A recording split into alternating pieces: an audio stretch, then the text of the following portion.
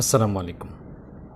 আমার নিজস্ব parenting journey এবং প্যারেন্টিং নিয়ে যৎসামান্য যতটুকু পড়াশোনা করেছি, সেখানে যে অ্যাডভাইসটা সবচেয়ে গুরুত্বপূর্ণ মনে হয়েছে প্রত্যেক বাবা মায়ের জন্য, সেটি একটু লক্ষ্য করে শুনুন। সেটি হচ্ছে যে আপনি আপনার সন্তানের জন্য যতটুকু সময় এখন ব্যয় করছেন, ঠিক তার দ্বিগুণ সময় ব্যয় করার চেষ্টা করুন, এবং সময়টা অবশ্যই কোয়ালিটি হতে হবে, কোয়ালিটি টাইম সেখানে হতে হবে।